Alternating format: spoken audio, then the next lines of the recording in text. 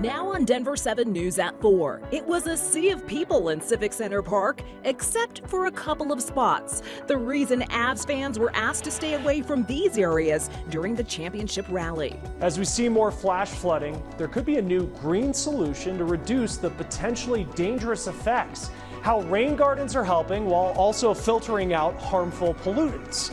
And an unexpected place could offer some relief from those high grocery store prices.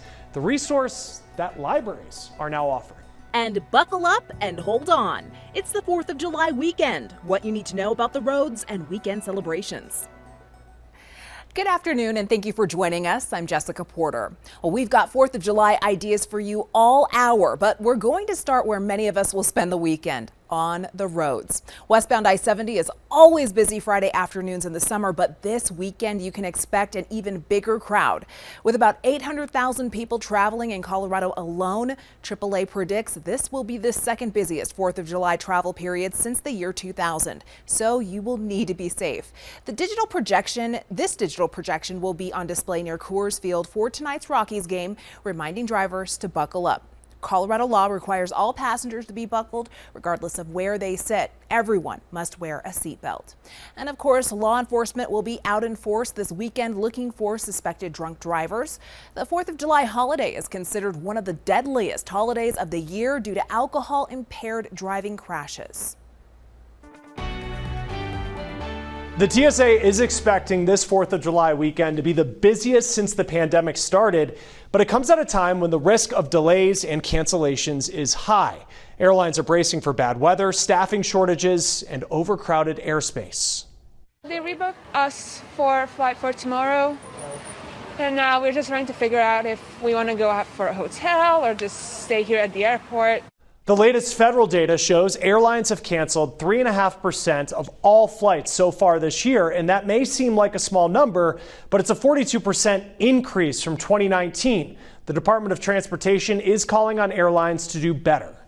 The majority of delays and the majority of cancellations have not been caused by air traffic control staffing issues. Bottom line here is that the airlines that are selling these tickets need to have the crews and the staff to back up those sales. The DOT has issued record fines to airlines this year. The agency says it is looking into other ways to hold them more accountable.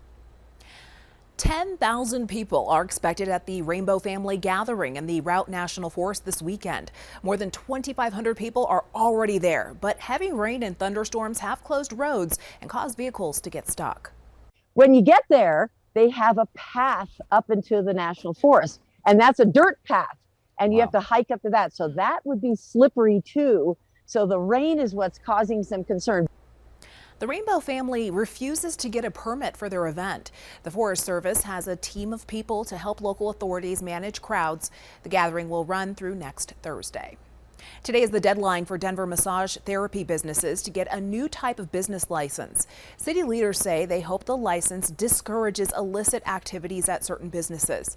Since 2019, Denver police officers have encountered 25 potential sex trafficking victims linked to massage businesses, and 12 people have been charged with felonies related to human trafficking.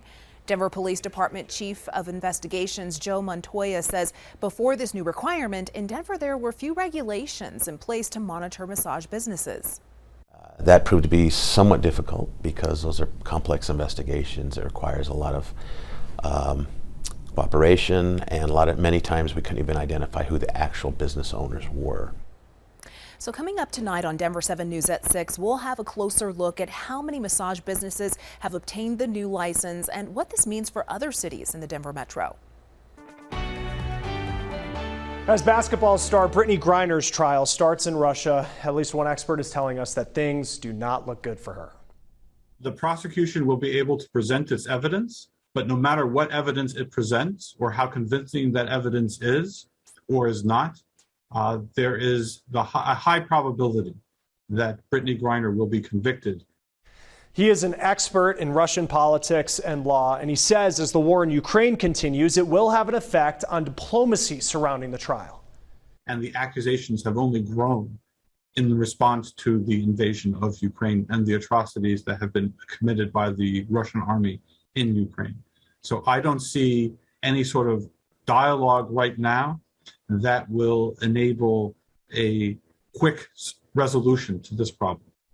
And we've only seen a couple glimpses of Griner in custody over the past several months. The State Department here in the U.S. considers her wrongfully detained. The fact that she's a famous American person will only play into it in the sense that she will represent a bargaining chip going forward.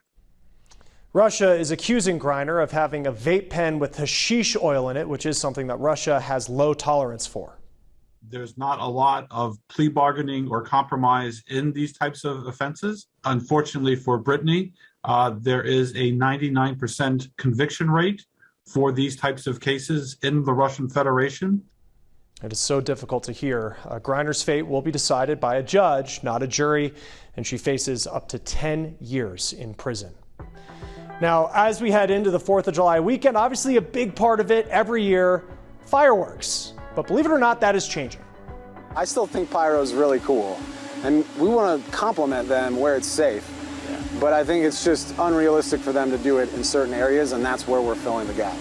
I don't know if you've seen shows like what we're about to show you, but we're getting an inside look into how these drone shows work.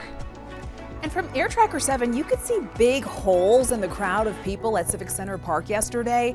When Denver 7 News at 4 returns, we'll take you to ground level to show you the areas where people never went.